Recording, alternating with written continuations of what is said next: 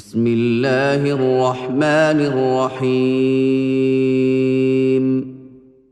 ألم تر كيف فعل ربك بأصحاب الفيل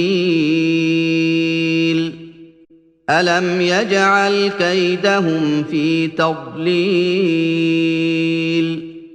وأرسل عليهم طيرا أبابيل ترميهم بحجارة من سجيل فجعلهم كعصف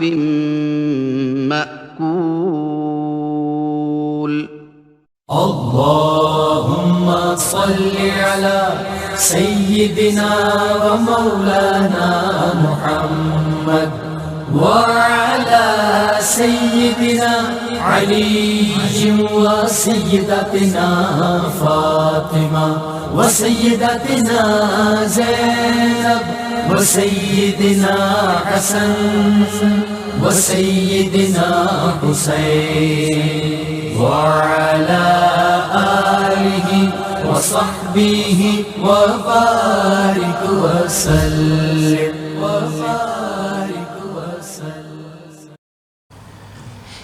الحمد لله نحمده ونستعينه ونستغفره ونؤمن به ونتوكل عليه ونعوذ بالله من شرور أنفسنا ومن سيئات أعمالنا من يهده الله فلا مضل له ومن يضلله فلا هادي له ونشهد أن لا إله إلا الله وحده لا شريك له ونشهد أن محمدا عبده ورسوله أما بعد أعوذ بالله من الشيطان الرجيم بسم الله الرحمن الرحيم إنما يعمر مساجد الله من آمن بالله واليوم الآخر وأقام الصلاة وآتى الزكاة ولم يخش إلا الله فعسى أولئك أن يكونوا من المهتدين صدق الله العظيم إن الله وملائكته يصلون على النبي يا أيها الذين آمنوا صلوا عليه وسلموا تسليما اللهم صل على سيدنا ومولانا محمد وعلى آله وصحبه وبارك وسلم اللهم صل على سيدنا ومولانا محمد وعلى آله وصحبه وبارك وسلم الصلاة والسلام عليك يا رسول الله وعلى آلك وأصحابك يا حبيب الله اللہ تبارک و تعالی وحدہ لا شریک کا بے پایہ فضل و کرم اور احسان و انعام ہے کہ جس نے باعث تخلیق کائنات رحمت للعالمین شافع روز جزا خاتم النبیین حضور سیدنا محمد مصطفیٰ صلی اللہ علیہ وآلہ وسلم کے مبارک وسیلہ سے ہم سب کو دولت ایمان عطا فرمائے اللہ تبارک و تعالی کما حقہ ہم اس دولت کی قدر کرنے کی توفیق عطا فرمائے بحمد اللہ تعالی خطبات جمعۃ المبارک میں ہم نے جس موضوع کو شروع کر رکھا ہے اسی کے حوالے سے ایک دو اور بنیادی معلومات اور بنیادی چیزیں کی گفتگو میں انشاءاللہ ہم عرض کرنے کی سعادت حاصل کریں گے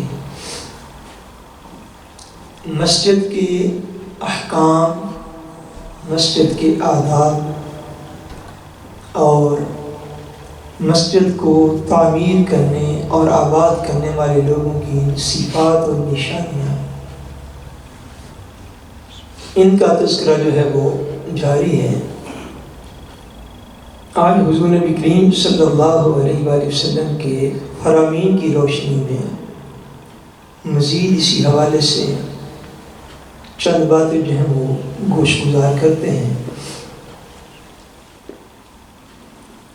مسجد کے آداب میں سے ایک چیز جس کا فالو اپ کرنا اور جس کو اپنے معمول میں لانا جو ہے یہ از حد ضروری ہے، اور حضور علیہ السلام کی ادا کردہ سنن میں سے ہے۔ وہ ہے کہ جب بندہ مسجد میں داخل ہو تو تحیت المسجد کے نوافل ادا کرنا، تحیت المسجد کے نوافل ادا کرنا۔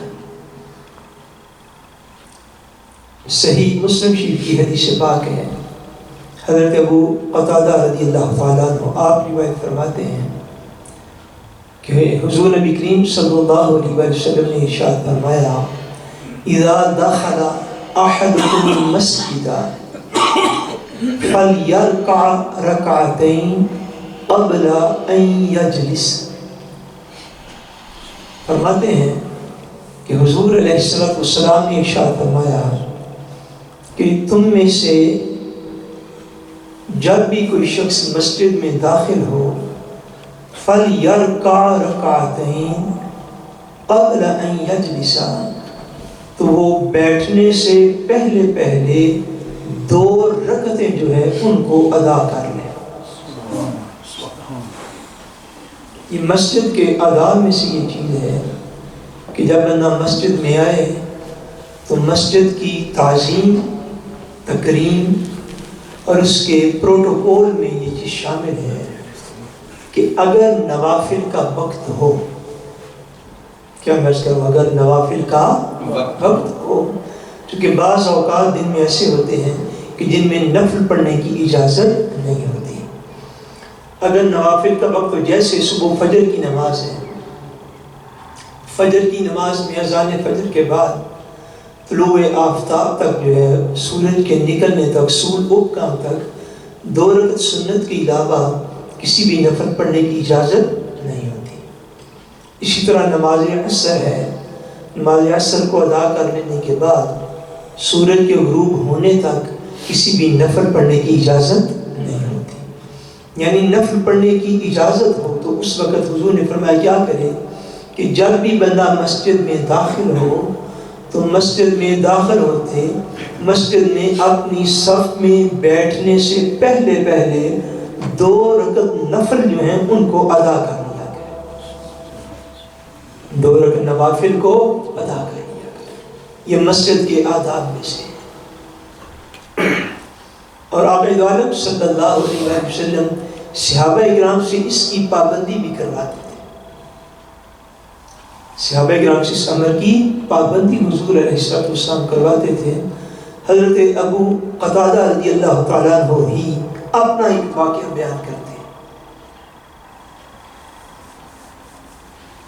وہ فرماتے ہیں قال دخلت المسجد ورسول اللہ صلی اللہ علیہ وآلہ وسلم جالس بین ظہران الناس۔ حضرت ابو قتادہ رضی اللہ تعالیٰ عنہ فرماتے ہیں کہ میں مسجد میں داخل ہوا اس حالت میں کہ حضور نبی کریم صلی اللہ علیہ وآلہ وسلم آپ لوگوں میں تشریف فرما رہے اور حضور بیٹھے ہوئے تھے۔ قال فجلست، فرماتے جب میں نے دیکھا کہ صحابہ اکرام حضور کی حلقہ بنا کے بیٹھے ہوئے ہیں، حضور تشریف فرما ہے، تو میں بھی جا کے اس حلقے میں بھی دیگر اصحاب کے ساتھ حضور کی خدمت میں بیٹھ گیا۔ فقال رسول اللہ صلی اللہ علیہ وآلہ وسلم ما منعک ان ترکع رکعتین قبل ان تجلس۔ فرمایا جب میں سیدھا جا کے حضور کے مجلس میں بیٹھ گیا تو حضور نے مجھ سے پوچھا، فرمایا اے ابو قتادہ تمہیں مسجد میں داخل ہونے کے بعد کس چیز نے 2 رکعتیں پڑھنے سے روک لیا؟ مراد یہ ہے کہ جب ہم نے ارشاد فرمایا ہوا ہے کہ جب بھی مسجد میں داخل ہو تو اس وقت اپنی اپنی جگہ پہ بیٹھنے سے پہلے 2 رکعتیں ادا کر لیا کرو، تو ہم مسجد میں آئے، داخل ہوئے، ہمیں بیٹھے ہوئے دیکھا تو سیدھے آ کے مجلس میں بیٹھ گئے، تمہیں کس چیز نے منع کیا تھا کہ تم 2 رکعتیں ادا کیے بغیر بیٹھ جاؤ؟ یہ 2 رکعتیں مسجد میں داخل ہوتے ہی ادا کرنا یہ فرائض میں سے نہیں ہے. یہ فرائض میں سے بولیے، فرائض میں سے واجبات میں سے نہیں ہے، نفل. اس حدیث پاک کے حصے سے کیا پتہ چلا کہ حضور علیہ السلام جو اپنے اصحاب تھے ان سے نوافل اور سنن کی ادائیگی نہ کرنے پر بھی حضور ان کی توجہ مبذول کروایا کرتے تھے اور انہیں رغبت دلاتے تھے، انہیں شوق دلاتے تھے کہ وہ نوافل اور سنن کی پابندی کریں. اب تو ہمارا حال یوں ہو گیا نا، ہم تو فرائض ادا کرنے سے گئے گزرے ہو گئے. اب یہ خالی 2 رکعت نفل ہے، حضور علیہ السلام کی سنت ہے، حضور کا فرمان ہے، حضور پڑھتے تھے. اب جب آپ نے حضرت ابو قتادہ رضی اللہ تعالیٰ عنہ کو دیکھا مسجد میں آئے، آ کے مینگان مجلس کا حصہ بن کر بیٹھ گئے، تو آپ نے پوچھا ہے ابو قتادہ تمہیں کس چیز نے روکا کہ تم نفل ادا کیے بغیر آ کے بیٹھ گئے؟ فرماتے میں نے اس کی فقلت یا رسول اللہ صلی اللہ علیہ وسلم رأیتک جالسا والناس جلوسا. فرماتے میں نے اتنا ہی عرض کیا، میں نے عرض کی حضور میں نے آپ کو بیٹھے ہوئے دیکھا، آپ کو تشریف فرما دیکھا اور آپ کے ساتھ دیگر لوگوں کو بیٹھے ہوئے دیکھا تو میں بھی بیٹھ گیا. فرماتے قال حضور نے مجھے ارشاد فرمایا فَإِذَا دَخَلَ أَحَدُكُمُ الْمَسْجِدَ فَلَا يَجْلِسْ حَتَّى يَرْكَعَ رَكَعَتَيْنِ. فرمایا حضور نے پھر مجھے فرمایا نہیں، تم میں سے جب بھی کوئی شخص مسجد میں داخل ہو تو اسے چاہیے کہ 2 رکعت ادا کیے بغیر نہ بیٹھے. 2 رکعت ادا کیے بغیر نہ بیٹھے. سو جب بھی مسجد میں جانے کا بندے کو موقع میسر آئے، اللہ کے کسی بھی گھر میں جائے تو یہ مسجد کی تعظیم ہے کہ مسجد میں داخل ہوتے وقت بندہ جو ہے کہیں بھی بیٹھنے سے پہلے اگر نوافل کا وقت موجود ہو، اگر نوافل کا وقت موجود ہو تو کم سے کم کتنی رکعت پڑھے؟ بولی کتنی؟ 2 رکعت پڑھے تحیت المسجد کی نیت سے.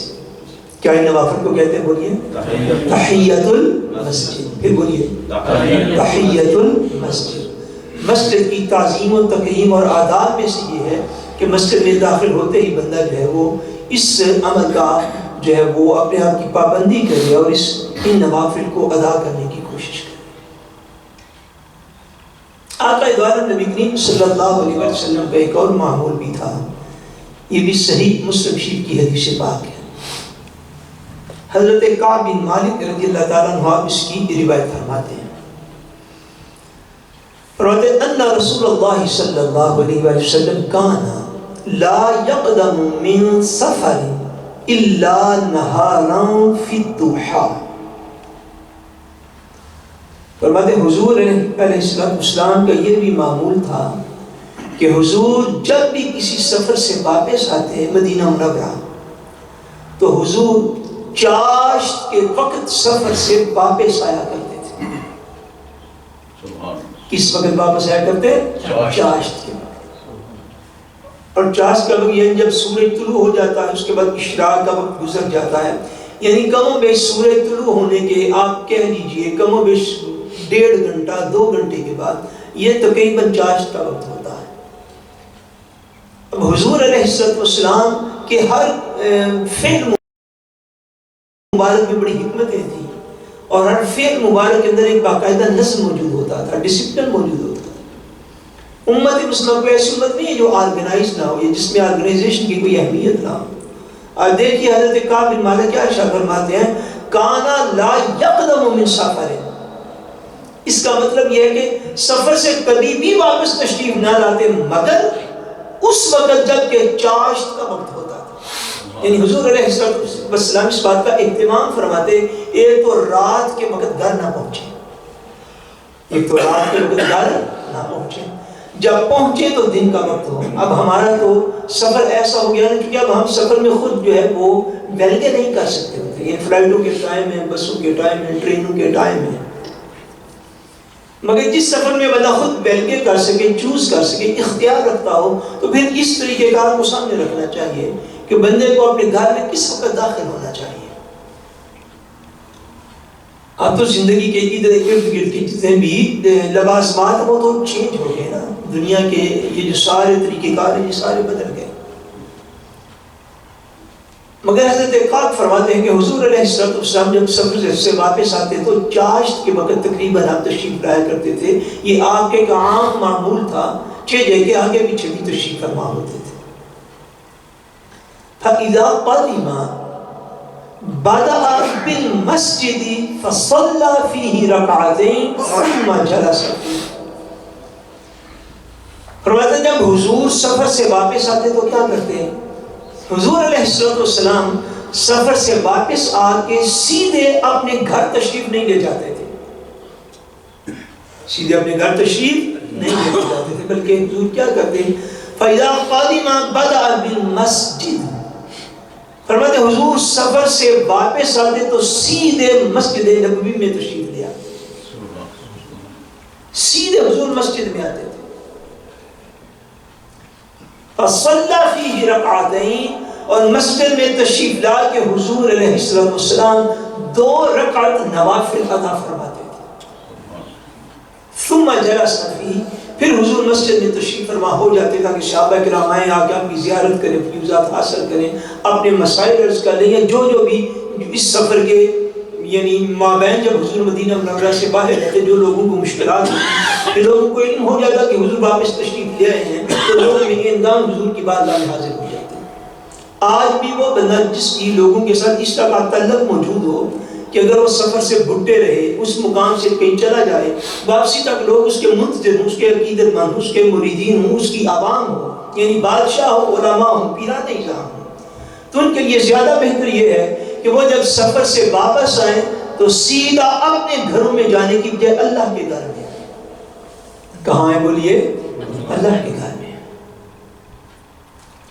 اور اسی طرح ہم جتنے بھی عام عوام ہیں، جتنے بھی ہم عام لوگ مسلمان ہیں، اب آپ اندازہ کر لیجئے نا، ہم اس بات کو جو پہلے میں نے حدیث پاک کی روشنی میں عرض کی، اس بات کے اوپر تو اب ہم اختیار نہیں رکھتے کہ ہم اپنے سفر کو مکمل طور پر خود مینج کر سکیں اور خود جو ہے وہ ہم وقت کا تعین کر سکیں کہ ہم یہ اپنے گھر میں چاشت کے وقت داخل ہوں گے۔ عام طور پہ ایسا تو اب ہم کر نہیں سکتے، لیکن ہم یہ تو کر سکتے ہیں کہ حضور علیہ السلام کے اس امر مبارک کو بطور سنت سمجھتے ہوئے ہم اپنی زندگی میں لے آئیں کہ جب سفر کا خاتمہ ہوا، بندہ سفر سے واپس آئے، تو حضور سفر سے واپس آتے تو سیدھے کہاں آتے؟ مسجد میں۔ کہاں تشریف فرما ہوتے؟ مسجد میں، اور 2 رکعت نوافل ادا فرماتے۔ ثم جلس فی، لوگ آ جاتے حضور کی بارگاہ میں حاضر ہونے کے لیے تو حضور کے پاس بیٹھے رہتے، پھر جب لوگ چلے جاتے یا کام و متعلقہ ختم ہو جاتے، پھر حضور اپنے در اقدس پہ تشریف فرما ہو جاتے۔ اگر بندوں کے ساتھ اس طرح کا معاملہ نہ ہو، اکیلا ایک فرد ہے مسلمان، اکیلا ایک بندہ ہے، وہ بھی کم سے کم اتنا تو کر سکتا ہے کہ حضور کی اس سنت کے اوپر عمل کرے، اس طریقے کے اوپر عمل کرے، اور جب بھی سفر میں یہاں سے پاکستان جائے، یہاں پہ دنیا کے کسی بھی ملک میں جائے یا پاکستان سے واپس آئے، تو بجائے سیدھا اپنے گھر میں جانے کے پہلے جو قریب ترین مسجد ہے وہاں پہ جائے اور وہاں پہ جا کے 2 رکعتیں ادا کر لیں۔ یہ تو کام ہم کر سکتے ہیں یا نہیں؟ بولیے بھائی، یہ کام تو مشکل نہیں ہے کہ جب بندہ سفر سے واپس ہے تو کہاں جائے؟ کہاں جائے؟ اب یہ سنتیں جو ہیں، یہ حضور علیہ السلام کے دیے ہوئے طریقے جو ہیں، اب یہ ہم سے چھوٹتے جا رہے ہیں۔ اب مساجد میں سنن کے اس طرح کے مواقع پہ ادا کرنے کے لیے کون آئے گا جب مساجد فرائض نمازوں کے اوقات میں بھی خالی ہوتی ہیں؟ فرض نمازوں کے اوقات میں بھی مساجد خالی ہوتی ہیں، تو ان سنن کی ادائیگی کے لیے اب کون مسلمان ہے جو اٹھ کے گھروں سے آیا کریں گے اور اپنے سفر سے واپس ہیں تو گھر جانے کی بجائے پہلے مساجد میں ہیں، اور یہاں اگر 2 رکعتیں ادا کریں پھر اپنے گھروں کو جائیں گے۔ یہ معمول کبھی ہماری زندگی میں رہا؟ بولیے، کبھی ہے؟ نہیں۔ تو ان چیز کو ذہن میں رکھیے نا، میں اور آپ ہم دنیا میں اور کتنی دیر رہیں گے؟ جب ہماری اولادیں ہمیں یہ عمل کرتے ہوئے نہیں دیکھیں گی تو کیا وہ اس سنت کی طرف آ جائیں گی؟ بولیے، مشکل ہے۔ ہماری اولادوں کو تو یہ پتا ہے کہ ہمارے ماں باپ جب سفر سے آتے تو سیدھے گھروں کو آتے ہیں۔ شاید 100 میں سے 99% اولادیں جو ہیں ان کو اسی چیز کا پتا ہو، 1% بھی مشکل سے آپ کو بندے ملے، ایسے ہی بات ہے۔ جب ہماری اپنی زندگی سن کے چینج نہیں ہوگی تو ہمارے ارد گرد رہنے والوں کی بھی زندگی کبھی بھی بدل سکتی نہیں۔ سو مساجد کے آداب میں سے یہ ہے کہ مسجد میں جب بندہ داخل ہو تو اس وقت کم سے کم 2 رکعت تحیت المسجد کے پڑھے، اور جب بندہ سفر سے واپس آئے تو اس وقت بھی مسجد میں آئے تاکہ اس کے آنے سے رب بھی راضی ہو اور اللہ کے گھر آباد بھی رہے، اللہ کے گھر آباد بھی رہے۔ حضور نبی کریم صلی اللہ علیہ وسلم نے ایک اور حدیث پاک میں، یہ جامع ترمذی شریف کے اندر یہ حدیث پاک ہے،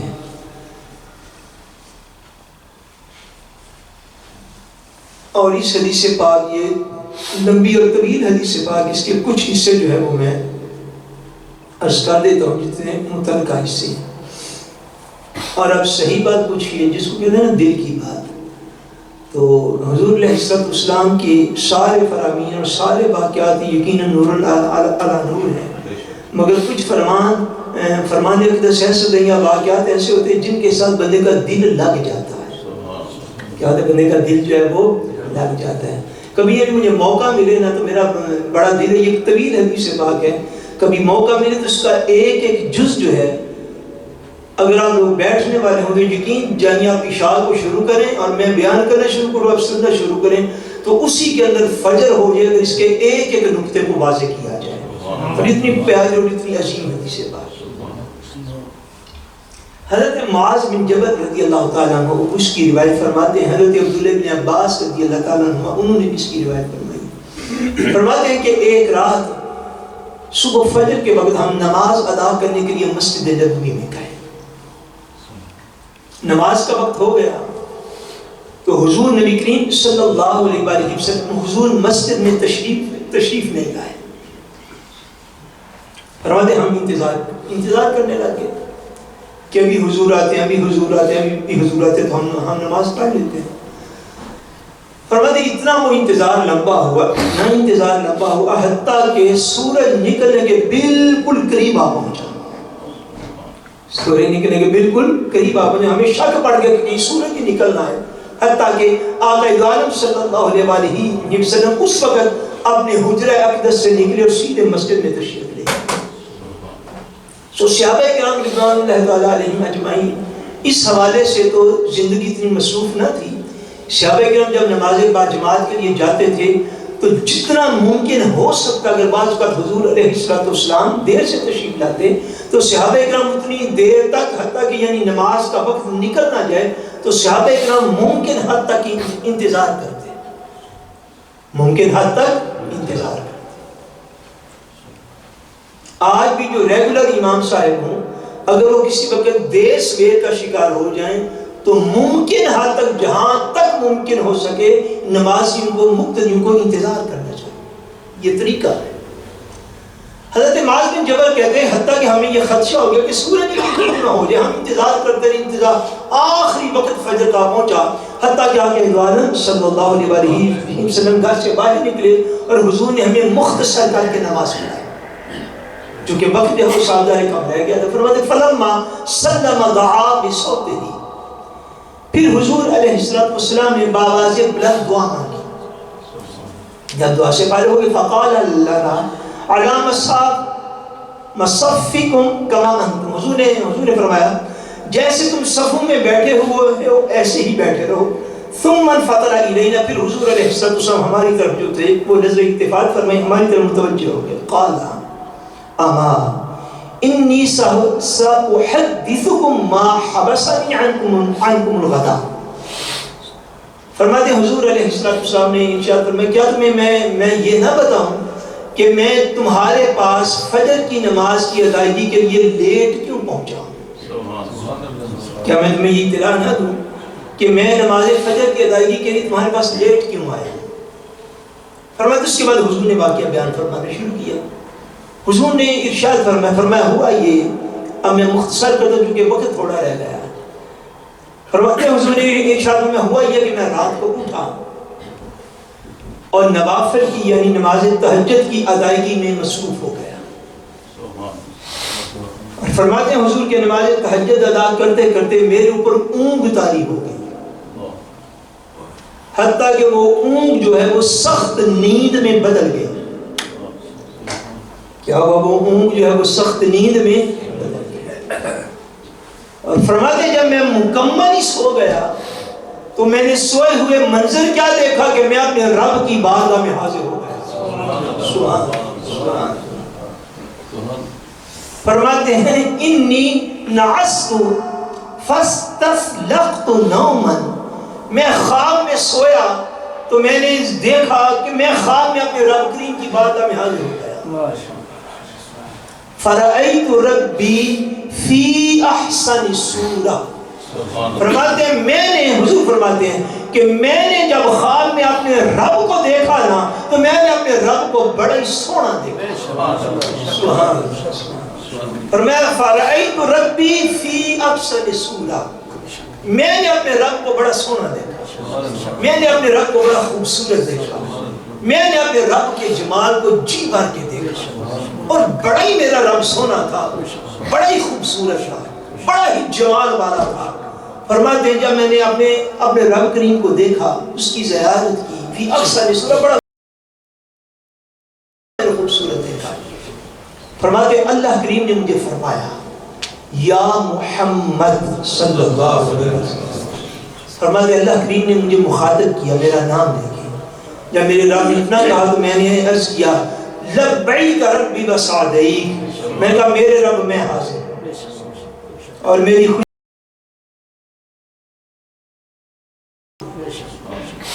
یعنی آپ آداب گفتگو کو دیکھیے.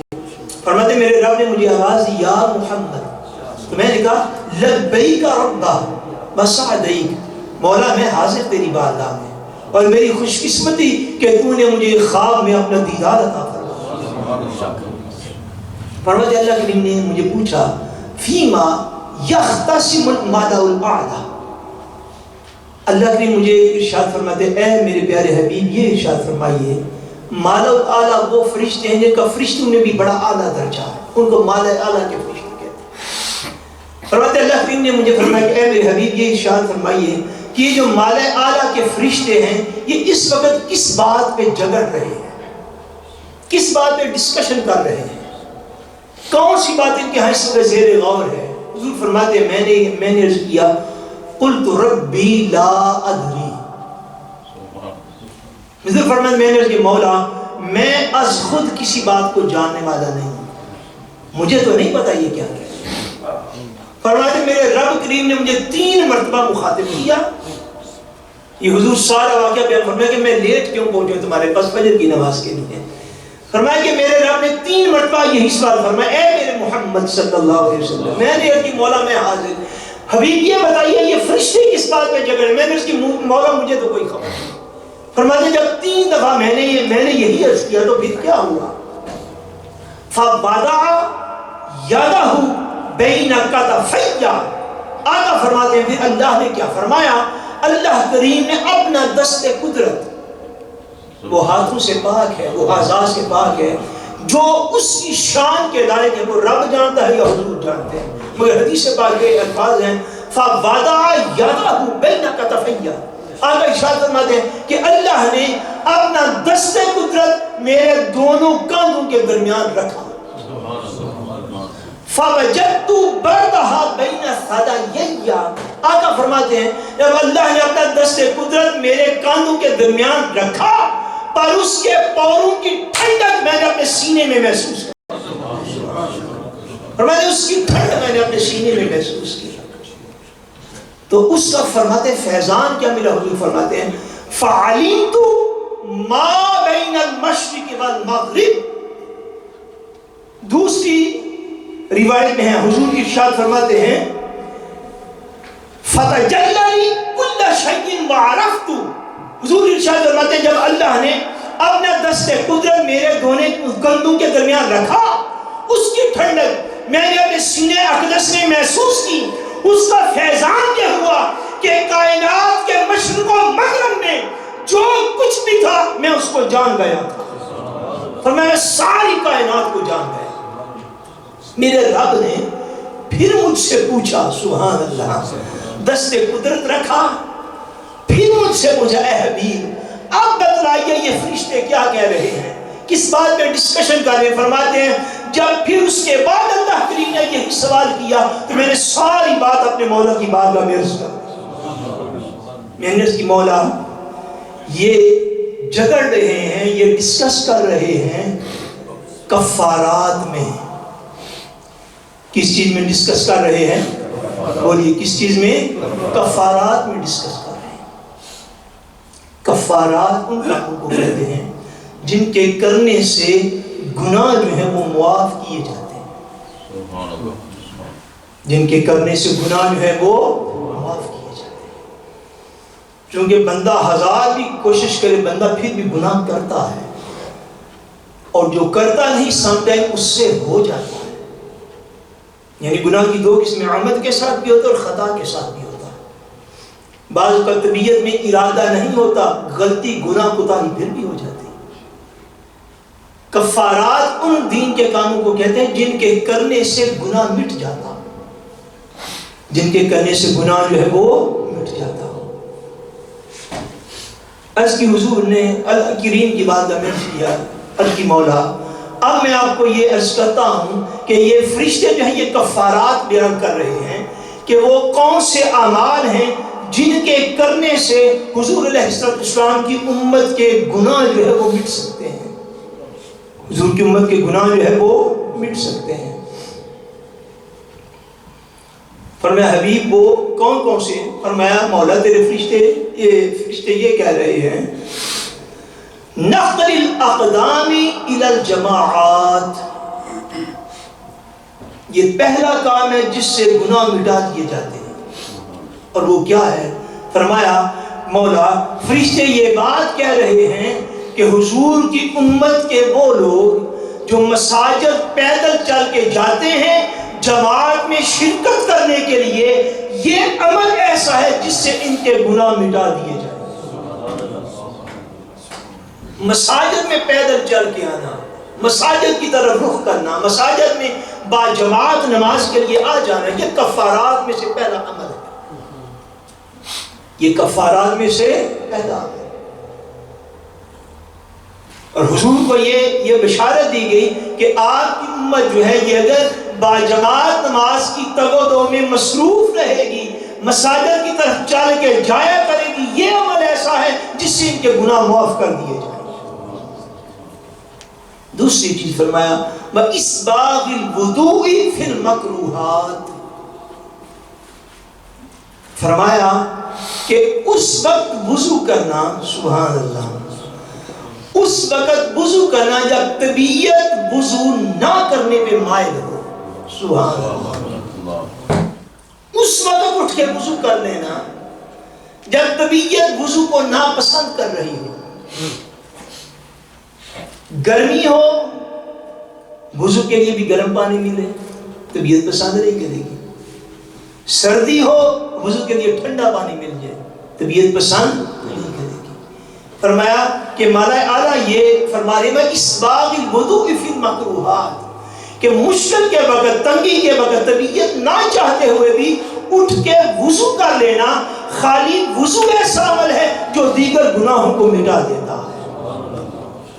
اور تیسری چیز فرمایا منتظار الصلاۃ بعد الصلاۃ، فرمایا گناہوں کے مٹانے کا تیسرا عمل یہ ہے کہ بندہ مسجد میں بیٹھے ایک نماز پڑھ لے، اس کو دنیا کا اور کوئی کام نہ ہو، اور دوسری نماز کے انتظار میں بھی اللہ کے گھر میں بیٹھا رہے، اس کی اور کوئی چاہت نہ ہو، ایک نماز اس نے ادا کر لی، اب وہ چاہتا نہیں یہاں سے باہر کیا سودا صدر دیا تو نماز تو پڑھ لوں گا مگر میری جماعت رہ جائے گی، میں ایک نماز پڑھ لے۔ فرمایا انتظار الصلاۃ بعد الصلاۃ، ایک نماز کے انتظار کے بعد دوسری نماز کے انتظار میں مسجد میں بیٹھے رہنا، فرمایا یہ وہ عمل ہے جو بندے کے گناہوں کو مٹا دیتا ہے، جو بندے کے گناہوں کو مٹا دیتا ہے۔ اور کیسے مٹا دیتا ہے؟ فرمایا وَمَن يُحَافِظْ عَلَيْهِ عَاشَ بِخَيْرٍ وَمَاتَ بِخَيْرٍ وَكَانَ مِنْ ذُنُوبِهِ كَالْيَوْمِ وَلَدتْهُ أُمُّهُ۔ حضور نے ارشاد فرمایا کہ جو شخص ان کی پابندی کرے وہ شخص ہمیشہ تین کام، کتنے کام بولیے؟ پہلا کام کیا؟ مساجد کی طرف جماعت میں شرکت کرنے کے لیے مساجد میں آئے، نماز میں شرکت کرنے کے لیے کہاں آئے؟ خالی گھر میں پڑھی ہوئی کے اوپر اکتفا نہ کرے، یا یہ کہ جیسی کاری جماعت کرا لیں اس کے اوپر اکتفا نہ کرے۔ فرمایا نماز پڑھنے کے لیے مساجد کی طرف آئے۔ دوسرا، جب طبیعت کو مشکل لگے اس وقت اٹھ کے وضو کرے۔ تیسرا، ایک نماز پڑھنے کے بعد دوسری نماز کے انتظار میں بیٹھا رہے۔ فرمایا یہ وہ کام ہے جس سے بندہ، یہ ملائکہ اللہ کریم کی بارگاہ میں عرض کرے کہ جس سے بندہ حضور کی امت کا مومن جو ہے، فرمایا وہ زندگی بھی بھلائی کے ساتھ گزارے گا اور اس کی موت بھی بھلائی پر ہوگی، خاتمہ بالایمان ہوگا، خاتمہ بالایمان ہوگا۔ اور فرمایا وہ اپنے گناہوں سے اس طرح پاک و صاف ہو کے دنیا سے جائے گا جس طرح بندہ جب ماں کے پیٹ سے نکلتا ہے تو گناہوں سے پاک و صاف ہوتا ہے۔ فرمایا جیسے ماں کی شکم سے جب نکلا تھا اس وقت اس کے اوپر کوئی میل کچیل نہ تھا، کوئی گناہ کی گندگی نہ تھی، کوئی اللہ کی نافرمانی کا میل اس کے اوپر لگا نہ ہوا تھا۔ جس طرح اس وقت معصوم تھا جب دنیا سے جائے گا تو اس کے سارے گناہ ختم ہو چکے ہوں گے اگر وہ ان تین اعمال کا پابند رہا، اگر وہ تین اعمال کا پابند رہا۔ مساجد کو آباد کیجئے، ان مساجد میں آنے کی بڑی برکات ہے، ہمارے ایمان کی حفاظت کا ذریعہ مسجد کو آباد کریں۔ اللہ تبارک و تعالی ہمیں عمل کی توفیق عطا کرے۔ وما علینا الا البلاغ المبین۔ سنت ادا